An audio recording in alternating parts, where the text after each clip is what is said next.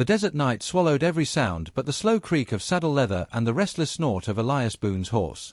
He guided the animal down a narrow ravine, wary of shadows that stretched long under the silver moon. He had been alone too many nights to mistake the prickle on the back of his neck. Someone was out there. The whisper came so faint he almost thought it the wind. "No, don't look, please." He reined in hard, scanning the brush. Then he saw her, a woman crouched low among the rocks, shawl clutched tight around her shoulders, eyes wide with terror.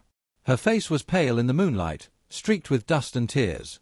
Elias froze, hand hovering near his revolver. She looked less like a threat than a soul shattered. "Easy," he said, voice roughened by years of smoke and grit. "Ain't no harm coming if I can help it." Her fingers dug into the fabric wrapped about her. "Don't," she begged, trembling. "Please, don't look." The plea cut sharper than any knife.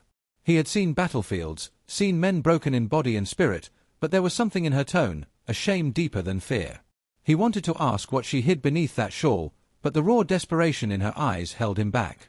Instead, he slid from the saddle, boots crunching softly on sand. The desert air smelled of sage and cold stone. "Name's Elias Boone," he said, low and steady. "You don't need to fear me." She shook her head. "They'll kill me if you know." The words stopped him. He searched her face, trying to untangle whether she spoke of outlaws, lawmen, or some private torment. But there was no time. A rifle crack split the night, echoing down the canyon walls. The horse reared, nearly unseating him. Her gasp was sharp and helpless. Elias grabbed her wrist, pulled her to her feet. "Who's after you?" She faltered. "Riders. They followed. I thought I lost them." Already, faint lantern glow bobbed in the distance, voices drifting closer. He cursed under his breath, swung her up onto the saddle, and mounted behind. His arm anchored her trembling frame as he spurred the horse hard. Hooves struck sparks on the stone path as they bolted deeper into the ravine. Gunfire popped again, ricocheting off rock. "Hold on!" Elias barked. She clung to him, her breath hot and broken against his shoulder. Every turn of the canyon threatened a dead end, every echo of pursuit tightened his chest. He had ridden from death before, in blue uniform under cannon smoke, but this felt different. This was one life against the tide, and it was in his hands. They veered into a narrow pass, the horse's sides lathered, and at last Elias drew them into the cover of jagged rocks. He slid down, pulling her with him, pressing them flat against the stone. The glow of lanterns swelled and shrank as riders searched nearby. Voices carried rough and confident. "Spread out. The girl ain't far. Bring her back alive." She stiffened, her whole body shaking. Elias put a finger to his lips. Her wide eyes fixed on him as if his silence alone might save her. The searchers fanned out, boots crunching on gravel. One voice, deeper than the rest, called out, "Boone's a fool if he thinks he can hide her. He don't know what she really is." The words struck like a hammer, but Elias didn't move. He listened as hoofbeats receded, lantern light thinning into the night until only darkness remained. The woman slumped against the stone, breath ragged. Elias studied her, torn between the urge to press her for truth and the recognition that she was a breath away from breaking apart. He swallowed hard, a soldier's patience returning to him. He had learned long ago that not every wound bled where the eye could see. "You're safe for now," he murmured. Her reply was barely more than air. "Safe, until you look." Something in him twisted.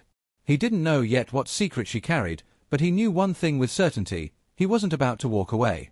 The desert night stretched endless around them, full of unanswered questions, the kind that cling to a man's mind long after the gunfire dies. Elias kept his eyes on the horizon where the last glow of lanterns had faded. For now, they had survived. But the words of that unseen leader echoed still: "He don't know what she really is." And Elias Boone, for all his resolve, felt the truth sink deep. He would have to find out. "You can't keep running blind," Elias said at last. His voice was low, steady, carrying a soldier's weight. "If I'm to help, I need to know what I'm protecting."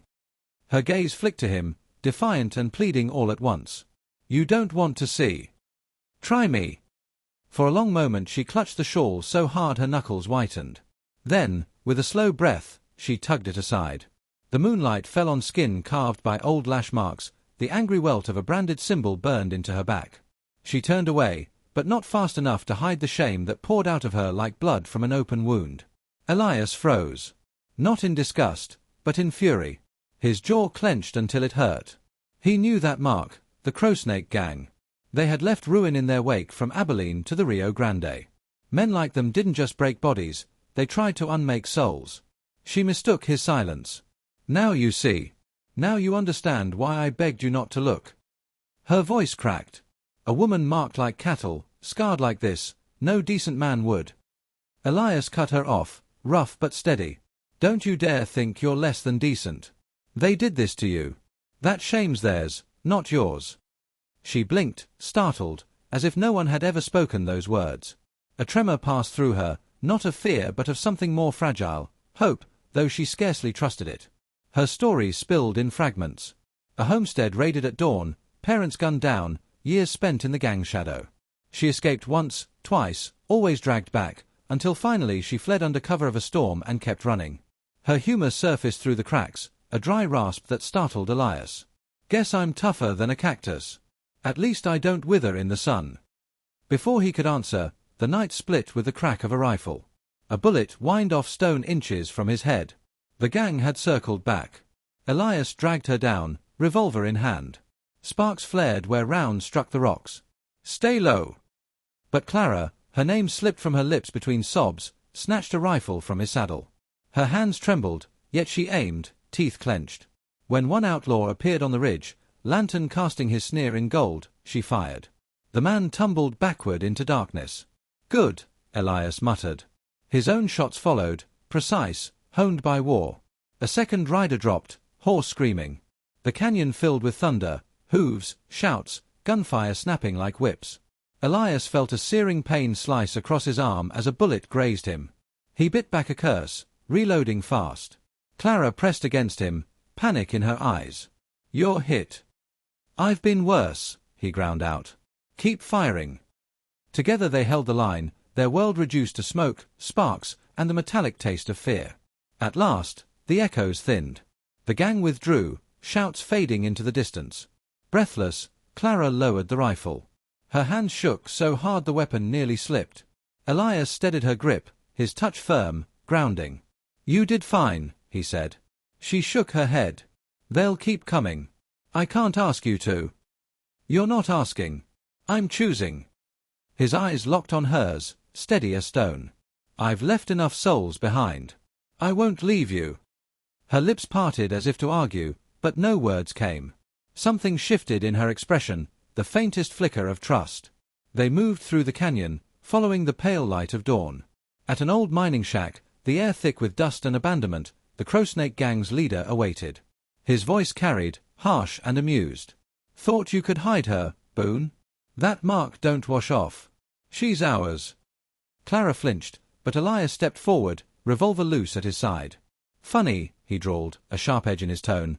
You talk big for a rattler about to lose his fangs. The leader laughed, then drew. Steel flashed, shots cracked.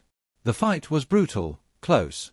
Elias staggered from a blow, blood soaking his sleeve, but he held fast. Clara, seized by a fury she didn't know she possessed, grabbed a fallen pistol and fired. The leader's laughter died on his lips. He toppled, dust rising around him like smoke from a snuffed flame. Silence returned, broken only by their ragged breaths. Clara stared at the weapon in her hands, then at Elias, disbelief and strength mingling in her eyes. It's done, Elias said softly. She looked down at the brand on her skin, then at the ashes of the gang's banner she set alight with a trembling hand. The flames consumed it quickly, leaving nothing but blackened dust. You looked, she whispered, voice unsteady. And you stayed. Elias managed a weary smile. That's what a man's supposed to do.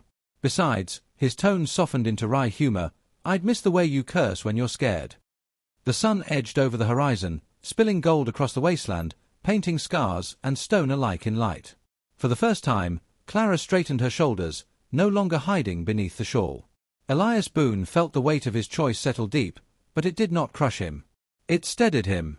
He knew the road ahead was long, uncertain, but not lonely. The desert stretched wide before them, a land that devoured the weak yet yielded, sometimes, to the stubborn.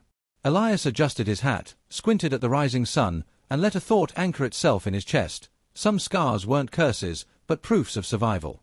And as they walked away from the ruins of the night, The question that lingered was not whether they would endure, but what they might yet become.